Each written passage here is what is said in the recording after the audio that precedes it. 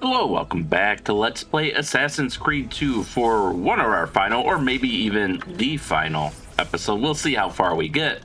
But today now that we've basically completed the game, we're going to go through the database. So we've already done the truth. We've already done... Have we done documents? Yeah, we did the codex. We've basically done the letters as we've gotten them. God damn it. Controls to this are stupid sometimes. Conspirators. I like how Rodrigo Borgia is listed as dead, even though he's not. But hey, we defeated Rodrigo Borgia and gained entrance to the vault. Why is it? Oh, sequence 14 memory 2. Moro is actually dead.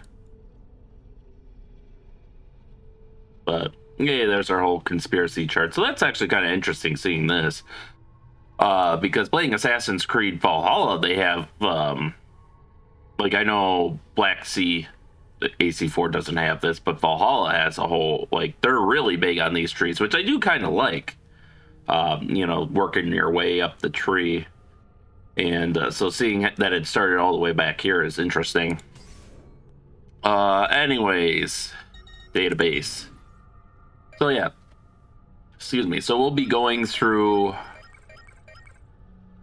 for sure, secret locations. Is that okay? God damn it! It's shift, not escape, not tab, shift. You can tell it's been a couple weeks since I played. Speaking of which, I am actually recording this on the day of Thanksgiving, so happy Thanksgiving to all my fellow Americans out there and to those who celebrate it.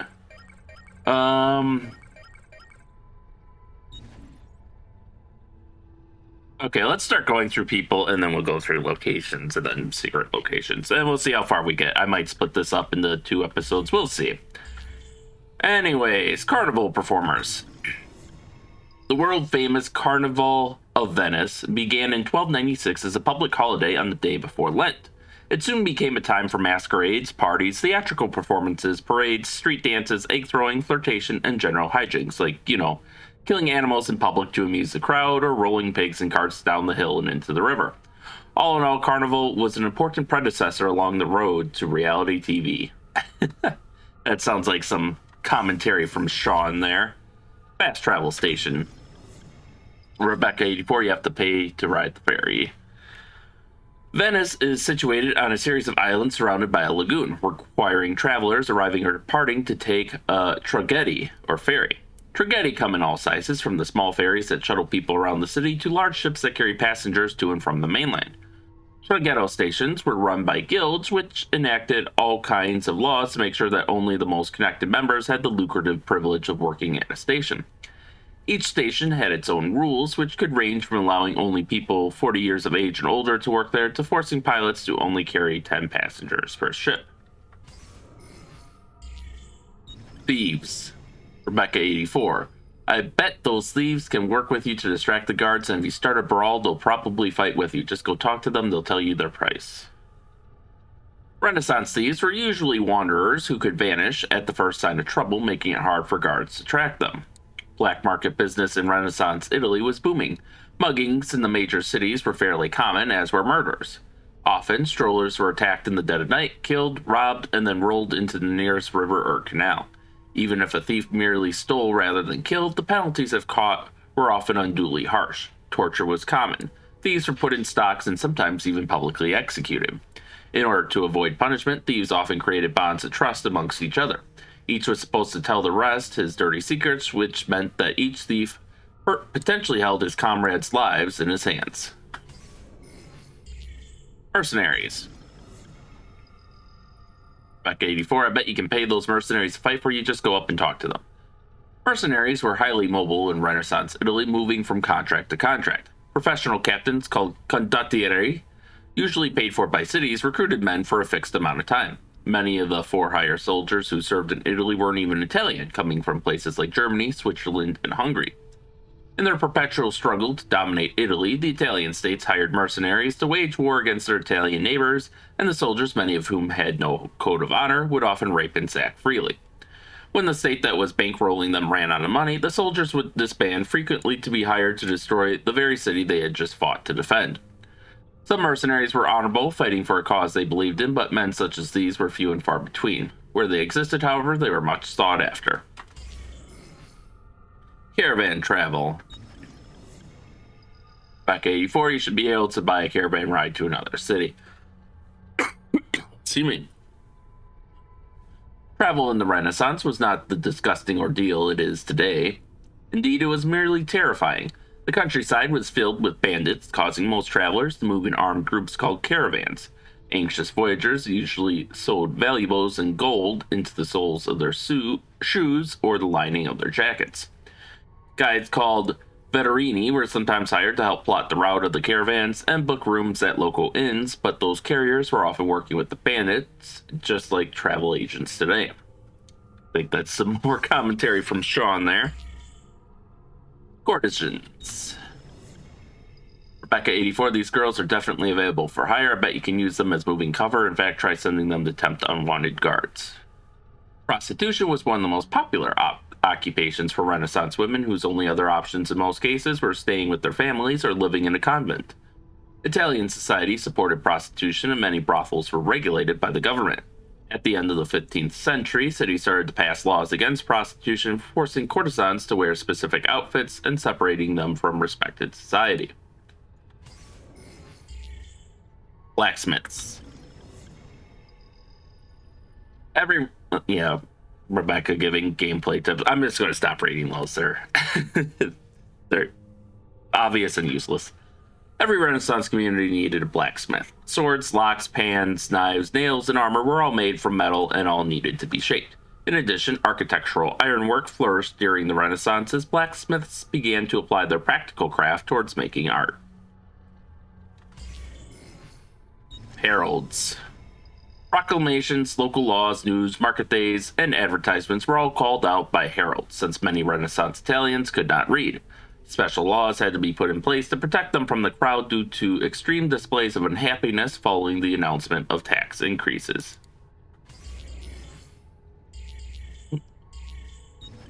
Banks. With the advent of double-entry bookkeeping, which allowed bankers to keep track of their clients' deposits and withdrawals, and the proliferation of many different types of Italian currency into the pool of circulation, banks became an essential part of everyday Renaissance life. Banks technically couldn't make money on their money because the Catholic Church forbade the charging of interest, but in practice this restriction wasn't followed by bankers or even by the Vatican, which participated in the banking system and required banks to pay the Pope gifts in proportion to the amount of money he had deposited with them. As long as it isn't called interest, God won't notice, right? Oop. Tailors. Among Renaissance merchants, tailors belonged to the new middle class and were paid well for clothing the rich in the latest fashions. Many were able to get close to their wealthy clients due to the intimacy of their job and create lasting ties. Art merchants. The shops of Renaissance artists were usually small and dealt mainly in religious decorations for churches or homes. Artists were not considered visionaries as they are today, but were treated merely as craftsmen, just like carpenters and blacksmiths. Production of art was usually cooperative. The head of the shop was the master, who received commissions and oversaw the assembly of the painting. He was expected to be a businessman and turn a profit, usually creating copies of whatever religious paintings were in vogue at the time. And finally, doctors. Diagrams of the human body in the printing press influenced Renaissance medicine greatly, which had in turn been influenced by Arabic medicine during the Middle Ages. By the 15th century, science had already begun its slow climb toward becoming more relevant than spirituality in the field of healthcare. However, many people stubbornly clung to old ways, visiting local mystics instead of doctors. After the plague ravaged Europe in 1350, many doctors dressed in special plague gear to treat patients. To prevent contamination, they wore a cape coated in wax and a primitive gas mask in the shape of a beak. Alright. Ooh, that's a lot of... Alright, yep, this is going to be a 2 episode. Alright, we'll just start with... Where do we start with? We'll start at the beginning of the auditories. Yeah. Maria Auditori. Date of birth, 1432. Profession, writer, noble. I grow tired of these walls that surround me and I am bored with safety. Now is the time to make a decision. I will go out there and see what my life may truly be. See me. Maria wrote those words when she was 16, a week before she met Giovanni Auditori.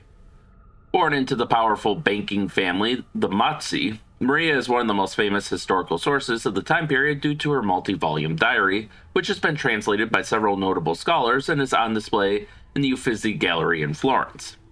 With funding from her parents, Maria opened up a bakery in the courtyard of her family palazzo, which she transformed into an artistic gathering place. It was there she met a man with such conviction I found myself rooted to the spot, unable to look anywhere else. That man was Giovanni Auditori. Maria and Giovanni were married in 1450. Maria's diary entries continue for the next few decades, describing her patronage of several up-and-coming artists and her trials as a mother, at which point she abruptly abandoned her writing to the disappointment of historians everywhere. Petruccio Auditori, date of birth 1463, profession, student, and noble. The youngest of the Auditori children, Petruccio was described as having a weak constitution by Giovanni Auditori in a letter to Lorenzo de' Medici soon after the boy's birth. Apparently, he didn't improve with time.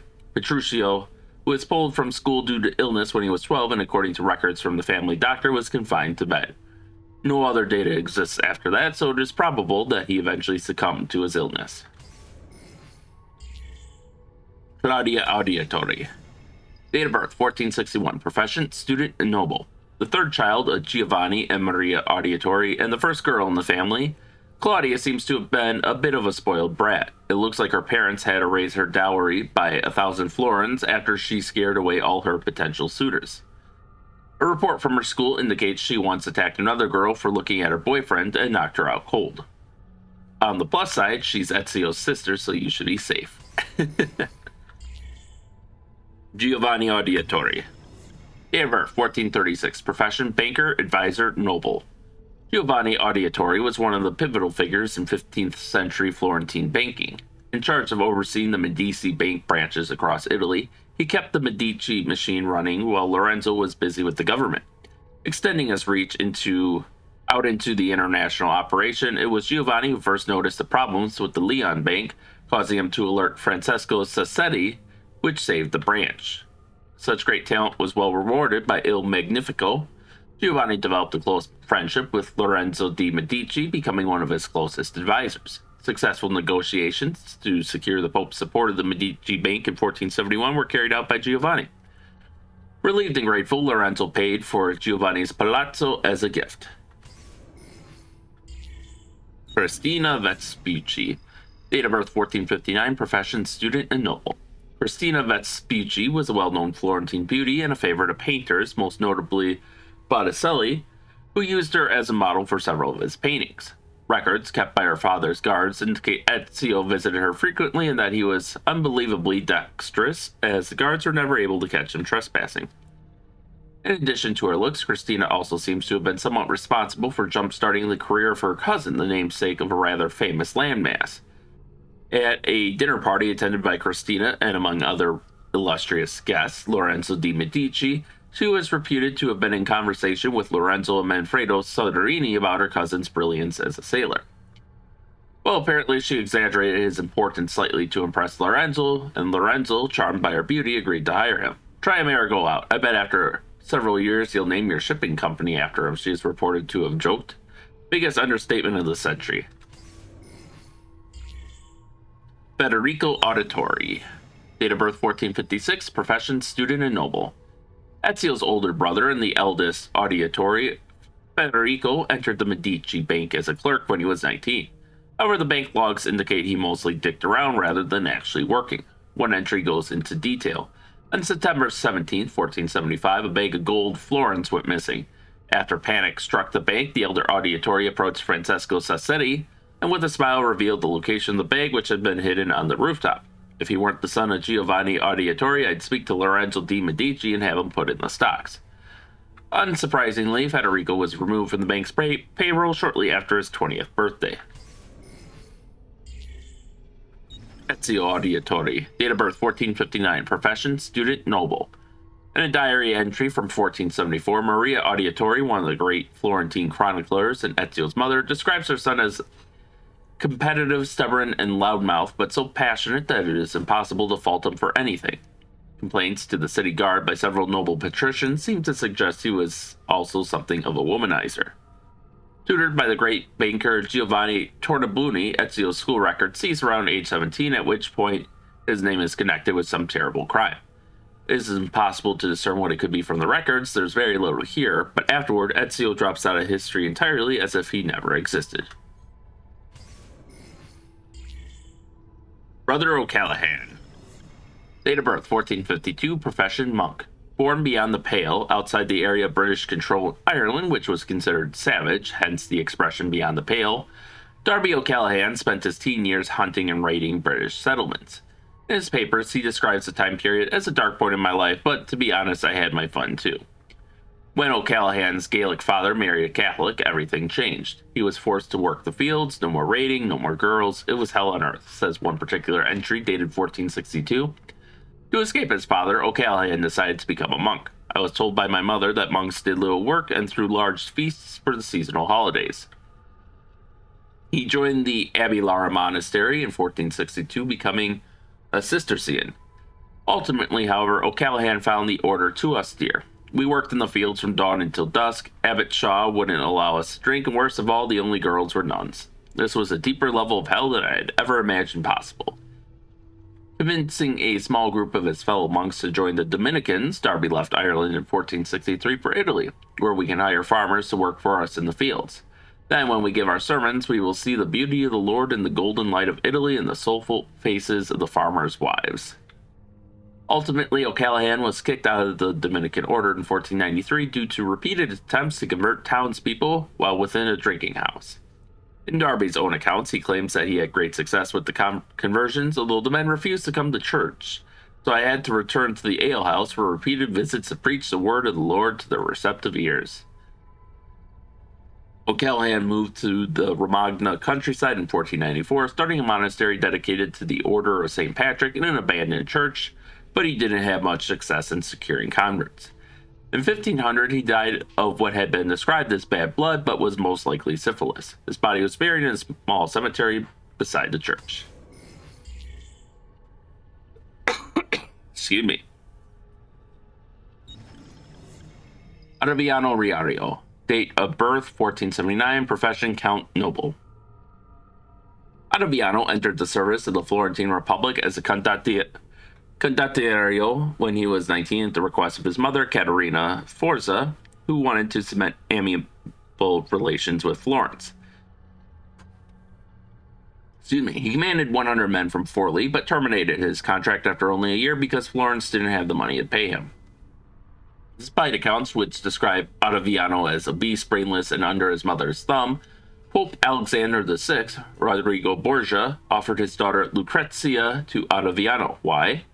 Because Rodrigo decided that those were traits he could tolerate in a son-in-law, as long as that son-in-law was the key to controlling the territories of Forli and Imola.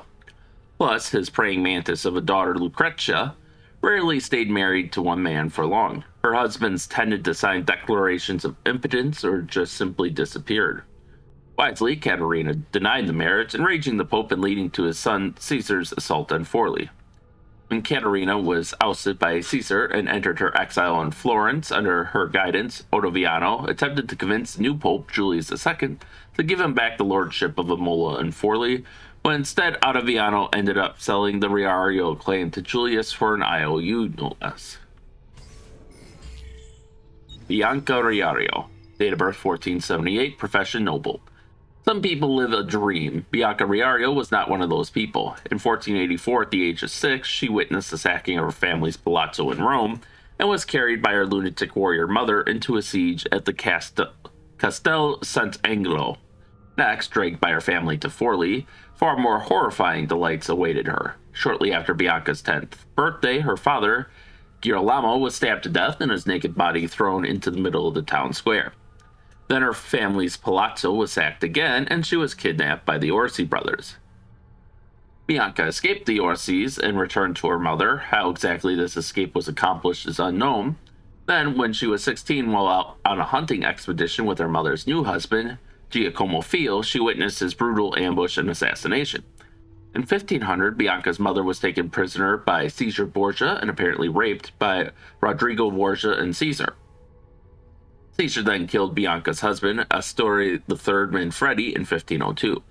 She married again, this time to a count, Troilo Ildi Rossi, who died in 1521, at which point she wisely decided to give up on life and went to her grave sometime around 1522. Jesus Christ. Niccolo Machiavelli. Date of birth 1469, profession philosopher, writer, politician. Unarmed prophets have always been destroyed, whereas armed prophets have succeeded. These cynical words were written by Niccolo Machiavelli, one of the greatest minds of the Renaissance. Considered a pioneer of realist philosophy, he believed that all men are evil and will act upon their vicious nature if given the chance. The third son of a Florentine attorney, Machiavelli was tutored by his father in grammar, rhetoric, and Latin. In 1494, he entered government service as a clerk and an ambassador. Made a member of the Florentine Diplomatic Council, he was sent to the courts of France, Spain, and Rome between 1499 and 1512. From 1503 and 1506, Machiavelli was put in charge of the Florentine militia and the city's defense. He recruited citizens for his militia, preferring men who had a stake in Florentine's continued success to dispassionate mercenaries. His strategy seemed to work in 1509 when Florence defeated Pisa. Machiavelli continued to participate in Florentine government after the Medici family was chased out, but when the Medici returned, they arrested and tortured him. He was accused of conspiring against them. Unable to find any wrongdoing, the Medici exiled Machiavelli. He retired to his estate in Santa Andrea, where he wrote his famous works The Prince, The Discourses on Livy, and the Florentine Histories. Machiavelli died in 1527. His place of burial remains unknown. Bartolomeo di Alviano, date of birth 1455, profession condottiero. Born in the town of Alviano in central Italy, Bartolomeo grew up to be a clever and resourceful soldier. After spending several years in Venice, he joined the Orsini family in 1496 to fight against Pope Alexander VI, Rodrigo Borgia, who was attempting to seize Orsini territory. The Pope's men had the upper hand, narrowing Bartolomeo's resources down to 3 fortresses, but Bartolomeo continued to hold out. Smelling victory, Caesar Borgia, the Pope's son, cut off his supplies. Then when all looked lost, Carlo Orsini rode over the hill with his army, joining Bartolomeo to defeat the Pope's men and even wounding Caesar in the face. In 1503, Bartolomeo was hired by Ferdinand II of Spain to help the Spanish army defeat the French and seize the Kingdom of Naples. The following year, he defeated Maximilian I, the Holy Roman Emperor, taking Trieste and Gorizia. Impressed, Venice elected him to the office of Governor General. Everything was coming up roses for Bartolomeo until the disastrous Battle of Agnanadello in 1509, where he disobeyed orders to avoid combat and directly attacked the French army. The battle was lost, Bartolomeo was captured and wounded by the French, and the Venetians lost Lombardy, a province that had taken them 800 years' exertion to conquer. Furious, Venice refused to help Bartolomeo despite his claim that the French commander had stolen a priceless Venetian artifact which he was attempting to rescue. Bartolomeo was kept in French prison until 1513, but the French, as we all know, are very forgiving. He was sprung from jail to fight for them, managing to defeat the Swiss with only 300 men in 1515. Later, the same year, once restored to his former glory as general of the Venetian army, he was killed besieging Brescia. Venice welcomed his body home with a grand ceremony and buried him in the church of Santo Stefano.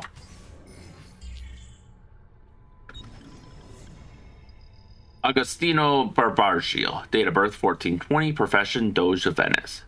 Doge from 1486 until his death in 1501, Agostino Barbaggio helped create a coalition to expel Charles VIII of France from Italy, gaining territory on the Italian mainland in the process. However, it seems that Venetian doges can't seize territory in one place without losing it in another. Venice entered into war with Turkey in 1499, leading to the disastrous sea battle of Zancio, which destroyed the Venetian navy.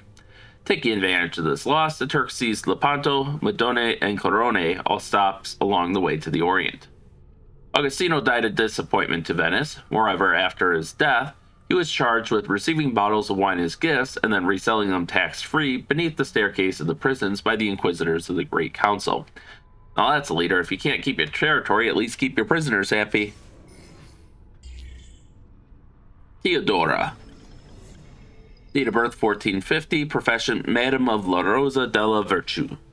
Although Theodora abandoned her family name when she entered the church, Venetian tax records indicate that she grew up in the Contanto family. Her parents owned a jewelry store, and Theodora was apprenticed to her mother as a shopgirl. A visitor to the shop in 1462 wrote, "Bought a pair of diamond earrings today for Margarita at the Contanto shop around the corner. A charming young girl helped box them. When she handed me the earrings, our fingers touched. I had to leave the shop at once. Oh Lord, I wish I'd never married." Court records indicate that by the time Theodora turned 17, she was doing far more than just touching. On the 26th of November, 1467, she engaged in adultery with a married man, and his wife alerted the Venetian courts. As was common in these sorts of situations, her parents reacted by sending her to a nunnery to live the rest of her life in prayer and silence.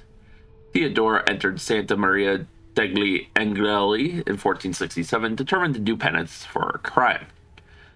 But in 1473, she deserted the church, leaving a statement nailed to the front door. In it, she wrote that life in the cloisters was sterile and earthly, and that only in partnership with another could one truly enter the arms of God. Theodora opened La Rosa della Virtù the same year. According to the poet Pietro Bembo, who was a frequent customer, her bordello was the church for a new sect of Catholicism. Antonio, date of birth 1443, profession leader of the Gilda dei Ladri di Venezia, Venetian Thieves Guild. Antonio was born at the very bottom of Venetian society. Records indicate his father was a cobbler, while his mother was a live-in maid for the Bellini family. Teaching himself to read and write between apprenticeship sessions with his father, Antonio applied to the University of Padua, but was denied due to his low social rank. Documents found in several Italian archives indicate he applied to other schools around Italy as well, and was denied at all of them.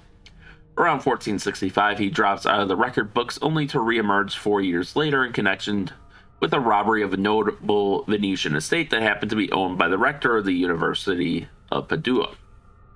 In a statement recorded by the city guard before Antonio mysteriously escaped from prison, he said, "Hard work is not enough to gain superiority in Venetian society. If one truly wants more, one has to take it."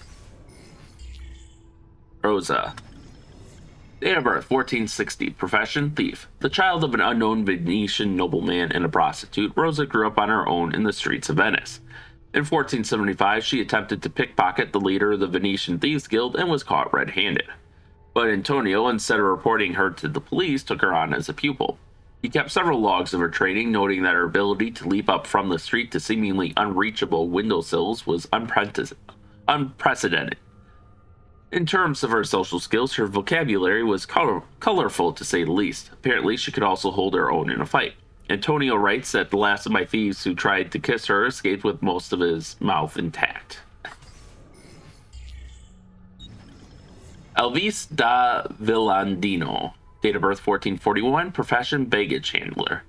A Venetian native, Elvis worked as a baggage handler for several years until, convinced of Venice's superiority, he enlisted in the Navy. In 1500, he was tasked with defending the fortress of Bodon from the Turks.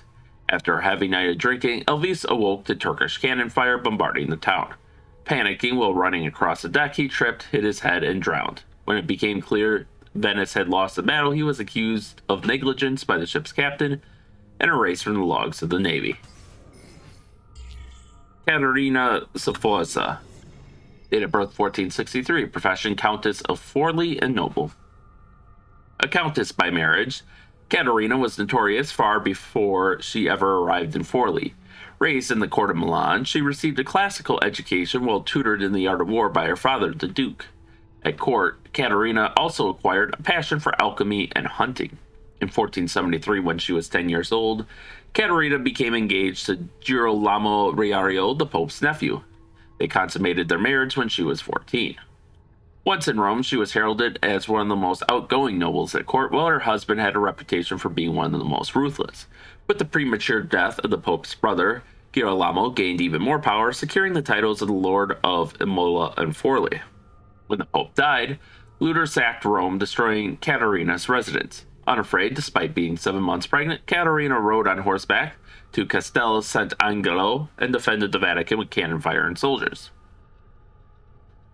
In 1484, she moved with her family to Forli. Paid off by someone with a grievance against her husband, the Orsi brothers killed Girolamo in 1488.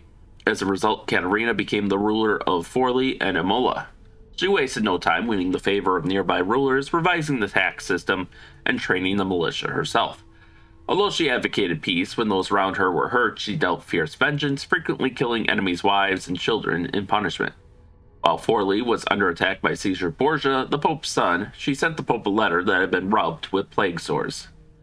Ultimately, Forli and Caterina fell to Caesar Borgia in 1499. Caterina was captured and sent to Rodrigo Borgia in Rome, who kept her in prison for a year and is rumored to have raped her alongside his son. When she emerged from the Vatican, her hair had turned white. Exiled to Florence, Caterina died of pneumonia in 1509. Lorenzo de' Medici. Date of birth 1449, profession ruler of Florence. Simultaneously keeping the dream of the Florentine Republic alive while leaving the people with very little legitimate power, Lorenzo de' Medici deftly ruled Renaissance Florence during its golden age. Lorenzo's grandfather, Cosimo, built the Medici Bank, creating one of the most powerful financial institutions in Europe and becoming fabulously rich in the process.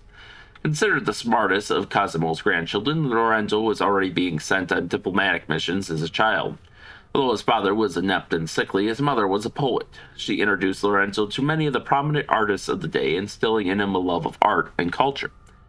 In 1469, when he was only 20, Lorenzo became the head of the Medici family, at which point he quickly gained control of the Florentine government through friends in the city council, payoffs, strategic marriages, and threats. But Florence prospered with Lorenzo as its puppeteer. A peace was made between the warring states of Italy, and several masterpieces of Renaissance art by the likes of Botticelli and Michelangelo were made under his care. Ultimately, Lorenzo was happier writing poetry and shadow governing than directing his family's bank. During his lifetime, several branches of the bank collapsed, and the Medici assets were wasted on frivolities such as jousting tournaments. Lorenzo died in 1492. Nearly broke, he was unable to prevent the popular backlash against his rich lifestyle and the mad monk Savonarola's rise to power.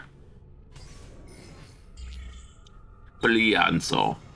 Date of birth 1454, profession scholar and poet. Somewhat of a prodigy, Poliziano learned Latin and Greek at age 10, and by 18 had already become a published author. Lorenzo de' Medici hired him to act as a tutor for his children and made sure he received a post at the Studio Fiorentino. Unfortunately, Poliziano must not have been everyone's favorite instructor. He died of arsenic poisoning in 1494, probably murdered by Piero de' Medici, his former student. Giuliano de' Medici, date of birth 1453, profession noble. The playboy to his brother Lorenzo's statesman, Giuliano de' Medici was well known for his famous jousting tournaments, his handsome physique, and his illegitimate child. When Giuliano was killed in the Pazzi conspiracy, his son Giulio was considered legitimate due to a loophole in canon law that allowed marriages to occur privately between two people, meaning that his parents could have agreed that they were actually married without telling anyone about it. Watch out, Catholics, your mistresses have more power than you think. Once legitimately a Medici, this child of a tradesman's daughter went on to become Pope Clement VII. Get this, Clement VII was Pope during the sack of Rome in 1527, during which he was taken prisoner in the Castel Sant'Angelo. He escaped his captors disguised as a tradesman. Son of a tradesman's daughter escapes poor past to become Pope, only to become a tradesman once more. Oh, the irony. La Volpa. Date of birth unknown, profession thief. There is almost no trace of La Volpa, the fox, in the history books. The name's obviously a pseudonym, but for whom is anyone's guess. What small data is available seems to be almost mythical. La Volpa is reported to have robbed the Pope's carriage without any of his guards noticing, including the Pope, who was sitting inside the carriage. One night in 1467, he was seen on the rooftops of the Palazzo della Signoria, the Palazzo Medici and Santa Croce all at the same time. Some claim that he's immortal, never aging, while others say that his violet eyes can see through buildings, perusing the contents inside. Mario Auditore, date of birth 1434, profession condottiero and noble.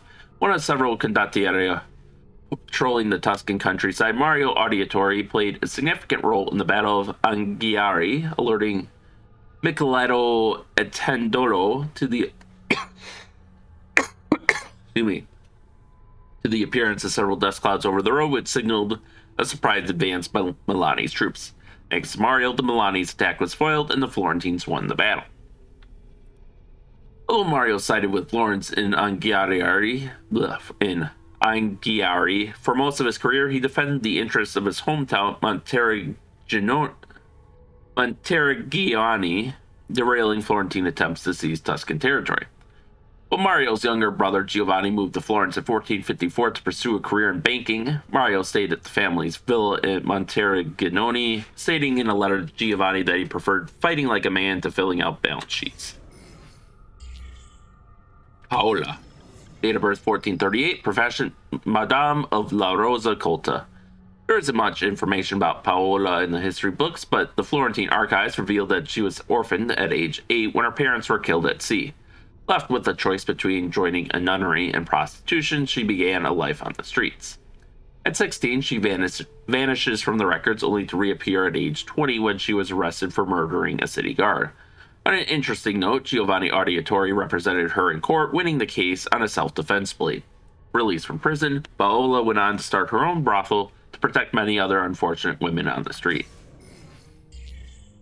Annetta, date of birth 1457, profession servant. The Auditore's family's live-in servant, Annetta had one of the few respectable jobs allowed lower-class Renaissance women. Rich families seldom had more than 1 or 2 servants. Most were young, sometimes children. Many hoped their masters would help raise their standing, but usually turnover was rapid. Ultimately, very little is known about Annetta's life. She passed on without making a mark on history. Leonardo da Vinci, date of birth 1452, profession painter, inventor, designer, architect, scientist, engineer. The illegitimate son of a notary and a peasant woman, Leonardo da Vinci was raised in Tuscany. Like many destined to be superstars, he had no surname, Vinci being the town in which he was born. At age 14, he was apprenticed to a Florentine painter, Verrocchio, who taught him chemistry, drafting, painting, sculpting, and modeling. When he was 20, Leonardo established his own workshop and then traveled across Italy, eventually painting his great masterpieces The Last Supper in 1498 and the Mona Lisa in 1503 to 1507. During his travels, Leonardo studied the world with unquenchable curiosity, recording his observations and mirror writing within his notebooks. He created designs for a helicopter, tank, solar power, and a calculator, among others. He was also an engineer, designing garrisons, cannons, and movable barricades. Despite this epic list of accomplishments, Leonardo was hounded by his patrons for his chronic procrastination. Pieces frequently took years longer than he anticipated, and many were never finished at all. Leonardo also had a tumultuous love life. Accused of sodomy in 1476, he was most likely homosexual. Salai, his assistant, was accused of stealing and spending too much money on clothes, but was also probably Leonardo's lover. Leonardo painted several pictures of Salai, including his famous St. John the Baptist, and left the Mona Lisa to him when he died in 1519. And that's all the contacts. And I think, as much as I wanted to finish people today, I think I'm going to end here, as my throat's starting to get sore. I've still got a little bit of a bug. But next week, we'll get through at least another 2 more pages, maybe even less of it. And then once we're done with this, I think we'll move on to Assassin's Creed Brotherhood. So with that, thank you all for watching, and stay tuned for next time. And stay safe out there, and we'll see you then.